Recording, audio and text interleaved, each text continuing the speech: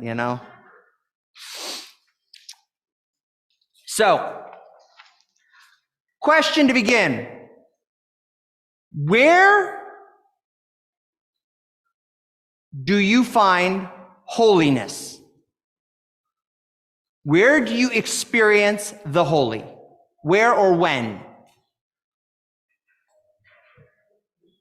Everywhere. Anytime. Traffic. I'm going to push you now on that. Okay? Filling out your tax forms. Only if there's a refund. If there's a refund. Okay. Where do you find holiness? I'm sorry? With yourself. Okay? I'm sorry.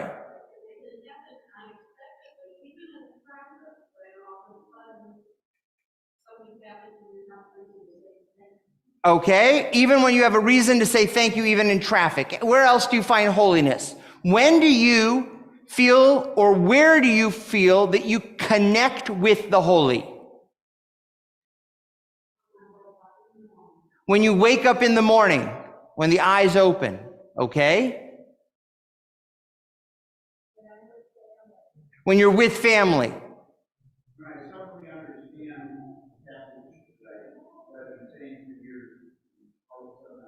When you suddenly understand a passage in tradition, in our tradition, that you've been saying for years, and all of a sudden you connect.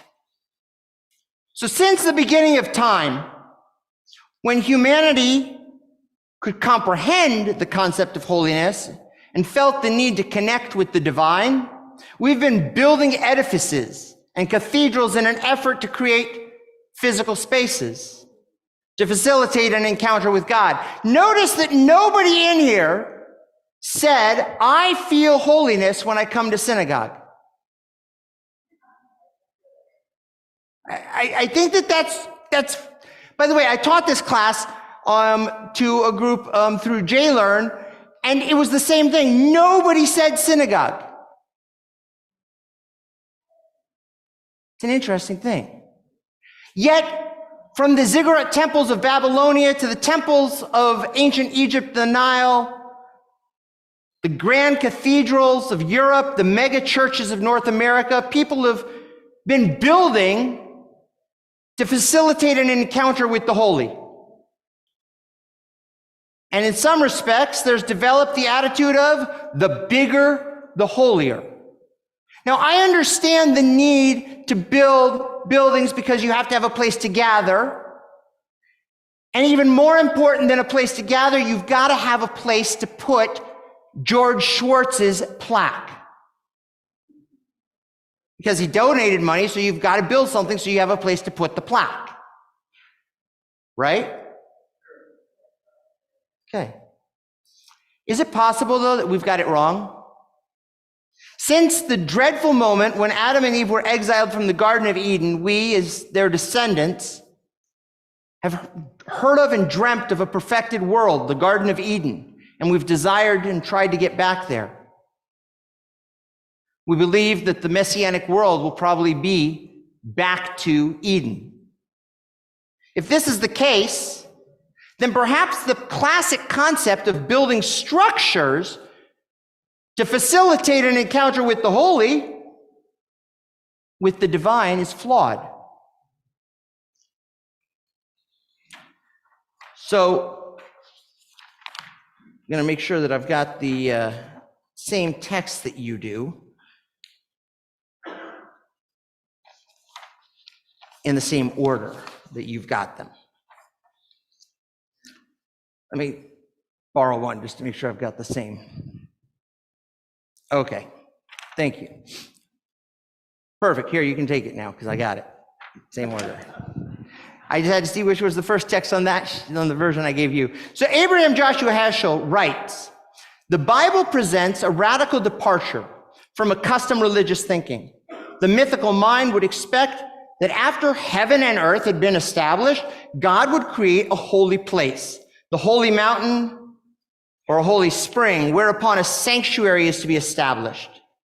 Yet it seems as if the Bible as if to the Bible, it is holiness in time, the Sabbath that comes first, because the first place that the Torah uses the word kadosh, holiness, is at the end of the story of creation when it says, and God blessed vayikadesh, and caused to be holy, declared holy, the seventh day and made it holy. The seventh day, writes Rabbi Heschel, is a palace in time which we build.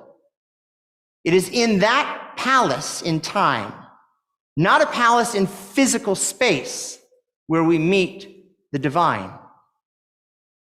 And yet our Torah spends 4 parshiot, 4 parts of the Torah, talking about the finite detail of building a structure. So how are we to make sense of that? So I want to very quickly look at this. And we could talk about it more at Kiddush for those that would like to. But what we see is that the ideal scenario of a place to meet God, to experience the holy, is not a physical.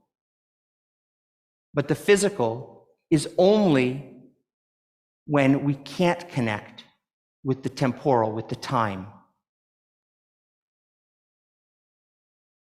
In creation, the first story, it says, Vayar Elohim et kol asher asa, v'hinei tov me'od. And God saw all that had been made, and behold, it was very good. Lo and behold, if we look at 39:43, where it says the creation of the Mishkan, it says, Vayar Moshe et kol ha'melacha, v'hinei asu. Moses saw that they'd performed all the tasks that they'd made.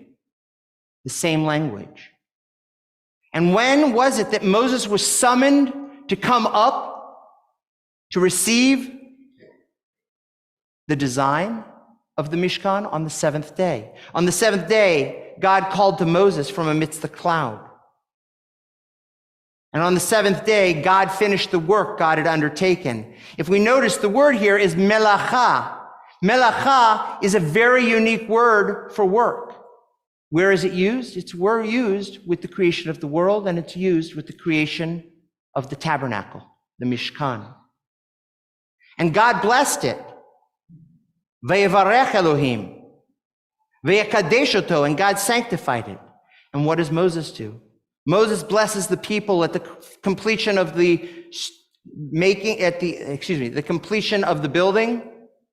And God then says, in the process of giving over the ideas of the Mishkan, God says, Ve'asuli mikdash ve'shachanti betocham. Make me. Now, we translate mikdash as a sanctuary, but it comes from the word holy. Make me a holy place. It could be a physical manifestation, but a physical manifestation is only second or third tier.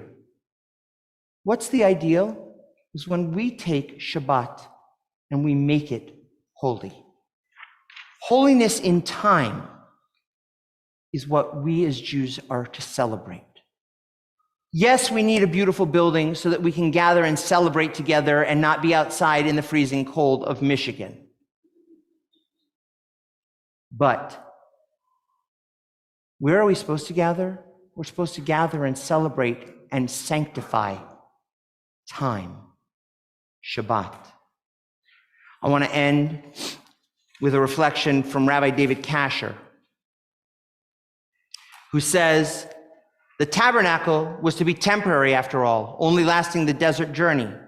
And even the temple in Jerusalem turned out to be temporary, for physical buildings can be destroyed, but the Sabbath carries us through time. When Abraham Joshua Heschel wrote, the 7th day is a palace in time which we build, he may have meant it poetically, but now we're able to understand it literally. We actually build ourselves a Sabbath. For it was not enough to create a sanctuary and physical space for God to dwell in, as God had once done for us. We then have to finish the work that we've done, step back and see it completed, and rest and be refreshed, as God did in creation. And so we build and complete this palace a time and again anew every week. We bless it with the light of our candles. We sanctify it with wine and song. And through our structure, and though our structure is invisible to the naked eye, we who sit within it, within the Sabbath, knows that God dwells amongst us.